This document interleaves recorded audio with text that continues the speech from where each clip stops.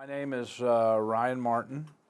I work at Keating Equipment in Liberal, Kansas. Been a salesman here for about 18 and a half years. The Keating store started in 1958. Jim Keating was able to buy a John Deere store here in town from the gentleman that was selling it at the time, and started out fairly small. It's owned by Russ Keating today, which would be his son. We run approximately 50 employees. And in a store like this, I feel like each employee, the store's a part of them. A lot of long-term employees here, 20 years, 25 years, 30 years. We have 4 salesmen between truck drivers, all the mechanics, everything like that. I would say you have 20 to 25 there, 10 parts guys, and then the rest we'd be looking at administrative, bookkeepers, billing, so on and so forth.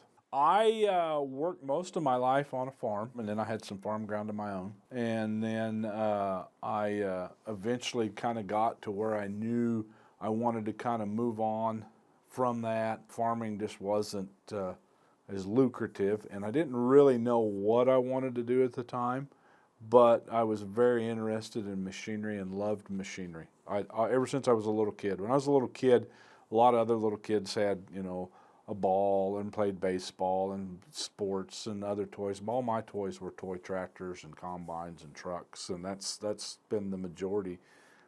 I've just spent my life, that's just what I've loved. And so in February 2006, I came in here and on a Saturday, and I walked in, and they were just getting ready to turn out the lights to shut it down for the week, close the store for the weekend. And I met the owner, Russ Keating, and said we kind of met in the shop out there. Just kind of, I walked up there. He said, "What you doing today?" I said, "Oh, nothing much." I said, "I was going to ask you about I said, "I'm thinking about making a career change," and I said, "I was going to see if you'd be interested in if you had any openings." And he said, "What would you like to do?" And I said, "Well, I really like selling machinery. I've got a lot of interest in that and everything like that." And he said, "Well, you bet, I'll hire you." That was my interview. It went about that quick. And been here ever since and never looked back. It's been great, tremendously great family to work with. Very family oriented with each employee, and just can't say enough good about them. John Deere is our main company we sell, but we also sell a pretty good variety of short line equipment too. Other brands. What does it mean to be a John Deere dealer in America? It's really good because John Deere's maintained their dealerships. I mean, they've kept them up. Where a lot of the companies across the United States were 30, 40 years ago, there was a lot of other brands out there. But as they started losing dealerships, and you as a farmer would see it, they would lose local support. Local service and stuff like that. But as long as John Deere kept their dealerships in, fairly thick area, it gave the farmer, support where he could run to town, 10 miles, 5 miles, 20 miles to get parts or service or whatever. Where some of the other companies, as they started closing down dealerships, that made it where they had to run 40, 50, 100 miles. So it's felt really good to be a John Deere dealer and know that that's kind of what's kept the company going. In my youth and prior, so 30 years ago and prior, a lot of your dealerships, even your vehicle dealerships, your Ford, your Chevrolet, most of your equipment dealerships, your grain elevators were a family owned. You could find somewhere in the community that the guy that started the dealership owned the dealership. Maybe he started it, maybe his father did, and it was kind of family run. And as times went on, a lot of those have disappeared, and it's a lot of corporate now, companies that own 10, 15, 20 dealerships around, and you don't have that one-on-one with who owned it and the family that owned it, And that was the thing about Keating's. They've always maintained it. We're a single store. And in order to maintain it as a single store, we kind of had to grow and push the limits of a single store dealership to be able to sell and service as much of an area as possible and as many customers as possible. For a majority of my life was around John Deere tractors. I was around some other brands in my early youth, younger years, before my teenage years. There was a lot of other manufacturers over here. I grew up, the first combine I ever ran, I started driving a combine at, I believe I was 8 or 9 years of age, and it was a Massey Ferguson combine. But predominantly always seemed to be John Deere tractors. If you owned, right here today, if you owned a Case combine, a Case IH tractor, you would have to drive at least 60, 70 miles to the closest Case IH dealership. Where John Deere, we're here as a John Deere store, and then there's 2 other John Deere dealerships within 30 miles. So you could always get parts and service a lot easier, a lot quicker. My name is Stevie Hedrick. I'm parts manager here at Keating Tractor. I've been here for a little over 17 years, about 17 and a half years. Majority of my family have always been farmers, so I've been kind of raised around farming equipment, but I've never actually had much experience with being part of the farm until I got hired on out here. It was one of those things that I never really thought myself of being much of a farmer or in the farming community until I got introduced to Keating Tractor, and it's just such a family environment that it's someplace that I just kind of wanted to stay. So after I kind of got my initial in at the place, it was just kind of a career and a family from there.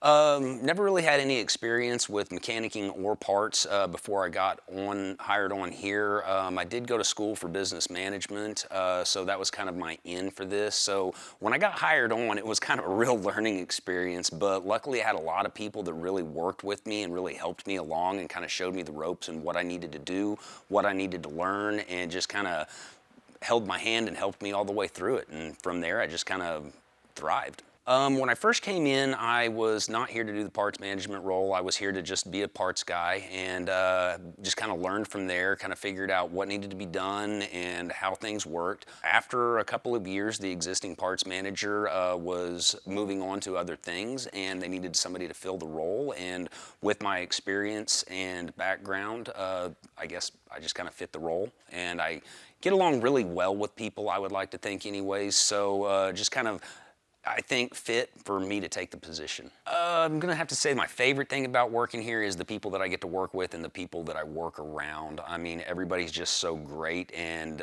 you really got a family environment. As far as my least favorite thing, really don't know that there's a least favorite thing. Apart from not getting your lunch on time? Probably just sometimes the stress and the headaches that comes with the whole farming situations. I mean, if you don't get rain, if you get too much rain, the time frames that you got to deal with, and kind of just the hustle and bustle and just like everything that kind of comes with it, and the not knowing what's going to happen. I would have to say that's probably my least favorite thing. I've worked jobs in the past where everything is set and standard and very cut and dry.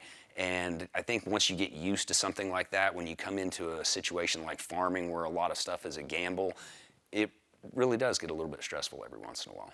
I do think that sometimes whenever you get into the weather-related situations and the time-related situations, that it does kind of convey onto us, and I think that as part of our job is to realize that that's going on and figure out how that we need to help the farmers get through it, because in the end you got to realize that this is these guys' livelihood. Everything that they have and everything that they're doing is based off of what they're doing out there in the fields, and we need to do our best to get them what they need when they need it and get them up and running and back to work. Most popular part to sell is really kind of going to be dependent on the time of the year. Sell a lot of filters, a lot of belts, a lot of wear items. Depends on whether or not you're in harvest and you're selling belts and chains, or whether you're in what used to be downtime in the winter and everybody's starting to service everything up. Less downtime lately. The last few years have gotten to where you're constantly doing something. A lot of ground engaging parts, knives and discs, and just a lot of stuff like that. Okay, like the technologies that kind of come with doing parts, you've got a lot of different websites. Parts books you got to download off a line. To be honest, Google's one of our best friends. You'd be amazed at the stuff that you can find with a basic Google search. dealing with a bunch of different websites, I try to remember a bunch of different passwords, a bunch of usernames, a bunch of stuff that comes along with that. Obviously, I can't remember everything, so trying to keep track of my list of parts and, list of vendors and codes and everything like that becomes a little bit tricky. End up having to do a lot of like Google Sheets and stuff like that to kind of help me keep track of those. And then every different website has a different interface and a different method of ordering, so trying to keep track of which website you have to do what with also gets a little bit tricky as well. You do end up remembering numbers for certain things as you go and as you kind of start progressing with being here for longer. There's a lot of stuff that we can just say, oh, I don't need to look that up, I can walk right back to that. Also where it's located, bin locations and everything like that, you get to the point where you can just walk over and you can grab stuff. A lot of us that have been here for a little bit longer, we can just rattle off random part numbers without actually having to go back and look them up. And it always kind of amazes the new guys that are like, how do you guys remember that? And it's like, you'll get it eventually. You just kind of got to keep with it. My relationship with Russ is great. He's one of the best bosses you'd ever have. I like having us as a single dealership location because he's right there. If I have problems, if I have questions, if I need anything, I'm not having to call a 1-800 number or trying to get a hold of a corporate manager or anything like that. I can go right to the man himself and I can get whatever questions answered that I need, and it is super helpful in our job. And also, again, we're like a big family.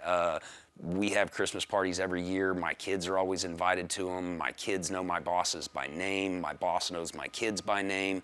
It's just a great relationship all around. What makes Keating so special? It's a really good question, because you're right. We have people that come down the highway that will be traveling and be going from Canada to Arizona in the winter, and will stop in here every year. We do a lot on a showroom basis. Toys, clothing. We have an online toy store called My Green Toy. We do a lot that way, so probably I feel like we do more in that aspect than most dealerships. Most dealerships, when you walk into the showroom, it still has that degree of old style showroom. You walk in, there's oil, there's penetrating oil, there's paint, there's, bolts.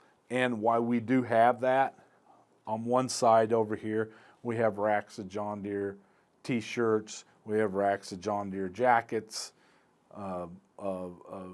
different array, rows of toys. Especially around Christmas time, we'll ship toys all over.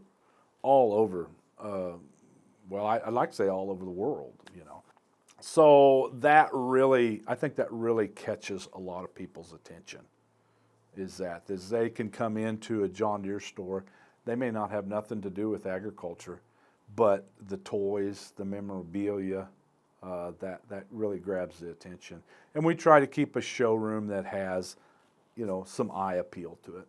A common size tractor for me to sell would be an 8R, probably an 8R 370, an 8R 410 would be my most common tractor to sell. Occasionally, you might sell one a size under a 370, a 340, but mainly 370, 410, and then in the 9Rs, I'm kind of all over in the 9Rs, 9R 440, 9R 540, probably the most popular for us. Been a pretty big trend is moving to a little bit bigger Class 8 combine from the Class 7.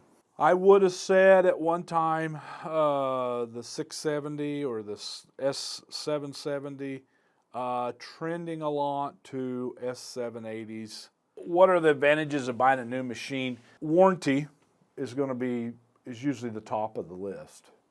And then probably next you're falling into just the latest and greatest in technology right now. And like we talked earlier, the technology is moving so fast. It's really easy to go update a 5-year-old piece of machinery and just be light years ahead in technology. And we always try to fall back on the reliability. It's got a warranty, but we're hoping we don't have to use it. For secondhand, the used market, right now the used market is really weak. But yes, there is. There's a lot of this machinery everyone knows that it's just got immensely expensive. It's just unbelievably expensive. So, there's always, that guy that needs to buy the 2 and 3 and 4-year-old. And that's the most important person probably in the whole machinery trading cycle. Because if you want to trade me your 2-year-old tractor for a new tractor, that's fine. But I got to have somebody that wants to buy yours to make it work. And like I said, that's a very important piece of the puzzle. And right now, the ag economy in the United States is really, really, really. Those guys they're right now they really ain't spending a lot of money, so that's making it pretty tough. What's driven the price of secondhand machinery up is probably the price of the new. If new machineries went up $50,000, it's dragging up the used as well. The problem is right now with our commodity prices is right now we're not getting the demand on that used machinery, and so it's going. It's not following the price of the new. Do I think that some of the guys that would typically buy new are looking at buying used? I do.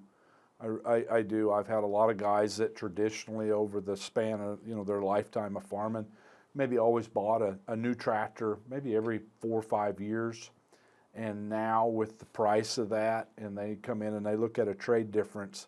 They're stepping back and thinking maybe I need to look at that 1 or 2-year-old one instead of looking at that brand new one. So yes, that is getting to be very apparent. Do I find that guys are starting to hold on to machinery longer because of the price? Right now this year, I will say yes. When our ag economy starts, whenever it can get picked back up, a lot of my guys that traditionally will buy new will trade fairly often. That way the dollar trade difference isn't so high. But right now, with the way the ag economy is in the United States, a lot of them are holding on. Okay, here in this area, we work on a lot of different things. We go from anywhere from a lawnmower or just a basic push mower, something that anybody can buy or anybody wants to buy, anybody that's just owning a home in town, all the way up to huge combines, just something that's fairly specialty.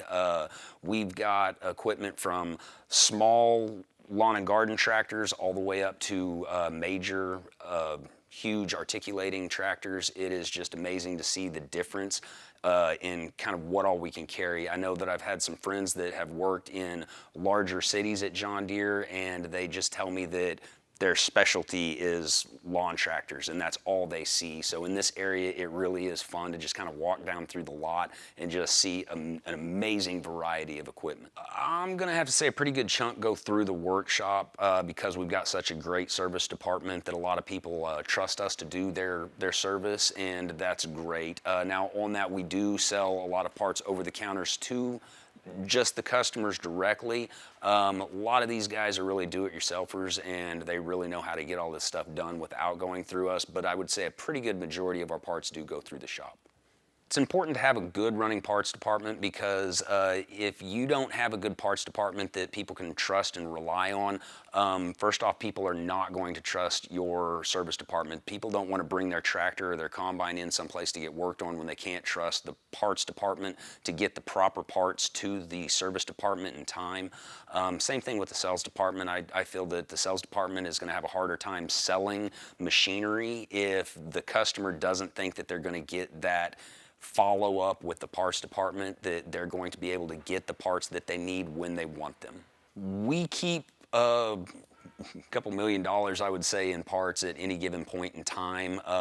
Thousands and thousands of different SKU numbers and part numbers. I don't want to speculate on how much we spend in a year, but I know with some of the vendors that I do deal with, it is a lot of money. It is kind of hard to keep a good running parts department without spending the money. It's kind of one of those mixtures that you've got to get the right amount of what you sell compared to what you spend, and you don't want to have a bunch of inventory held that you're not gonna sell. That's just dead money that you don't have available to keep your operating funds up and going.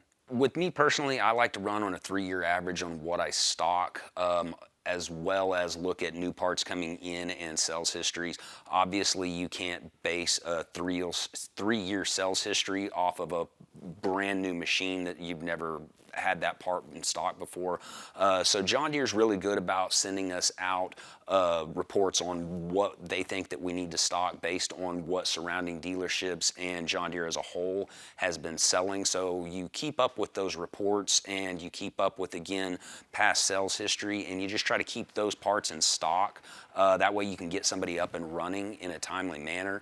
It's also very important for us to liquidate old stock, stuff that's no longer selling. A lot of older machines, stuff that you used to sell 7 or 8 parts of this one specific one in a year, maybe that's being phased out, and you've got to work those out of the system and free up room and money to order new, higher, faster moving parts. I think in the next few years, I would like to think that agriculture is going to completely expand. From what I've seen, from when I started until now, there's a lot less of the small end farmers, and everybody's getting into large farms that are just an amazing size. I'd like to see youth of America get a little bit more into farming, and with all of these local farmers that we've got, you really do see it. I've seen a few of our farmers that I've known since they were in high school that have just blown up, and they're starting to open up their own farms, and you just, in the 17 years that I've been here, I've seen kids just grow into large farmers, and it's amazing to see, and I hope I can continue to see it. Here in southwest Kansas, our farming area is, we're an arid area. We operate maybe on 18 inches of annual rainfall. Some years probably closer to 15. And so we're very arid. We do a fair amount of irrigation and under center pivot.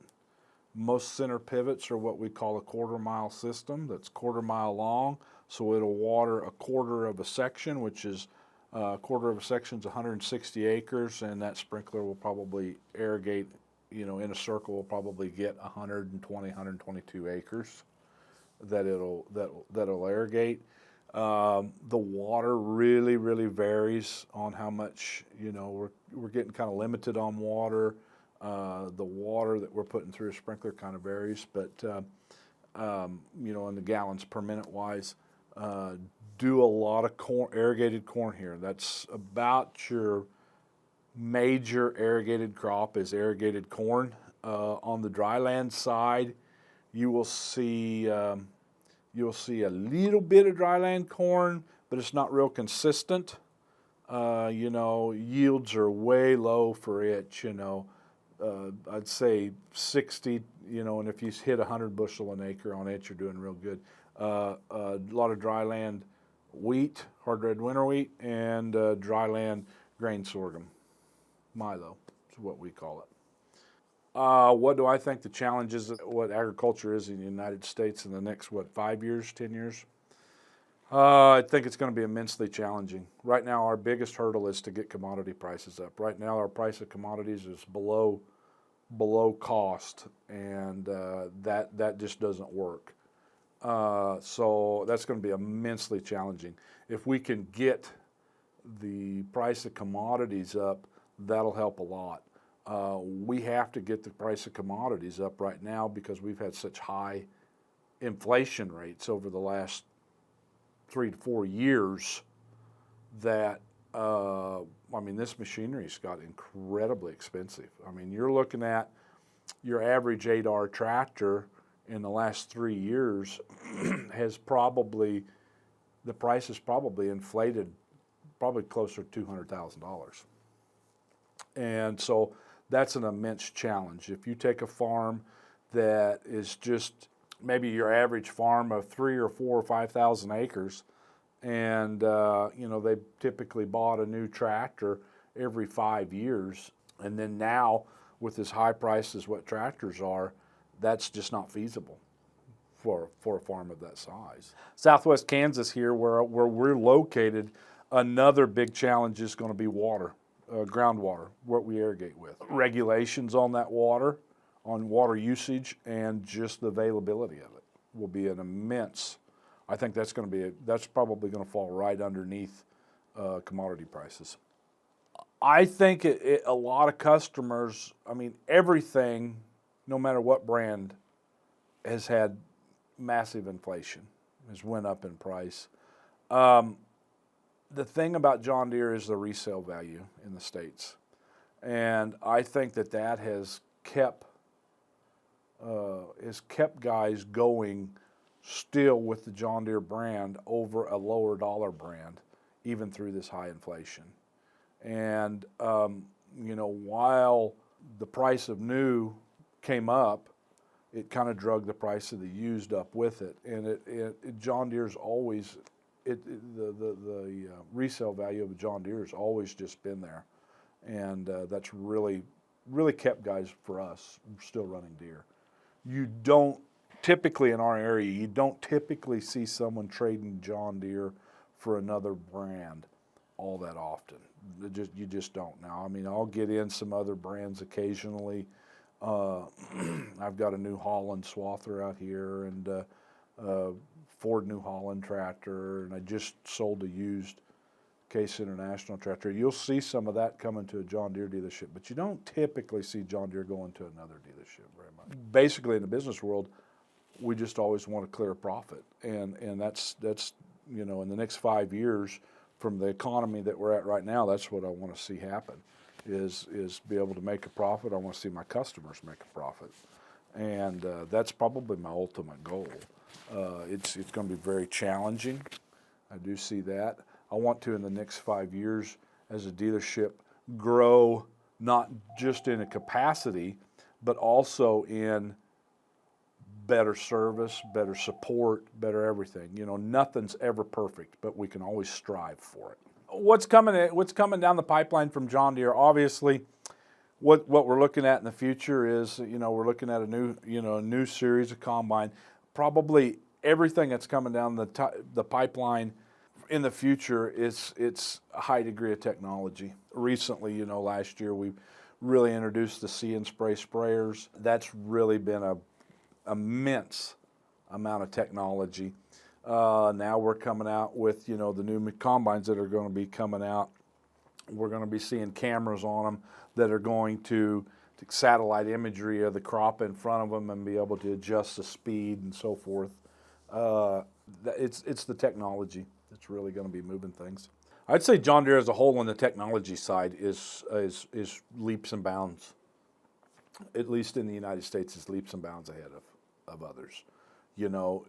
Even when it goes down to the record keeping on John Deere's side, when you get on there and on your computer, and you can now go on there and you can monitor all your machinery, in your what we call operations center. You can monitor a tractor running in the field, and you can see how many hours that tractor's ran, how many hours that tractor's idled, how much diesel fuel that tractor's burnt, and how much diesel fuel that tractor's burnt while it was idling. It's cut back idle time.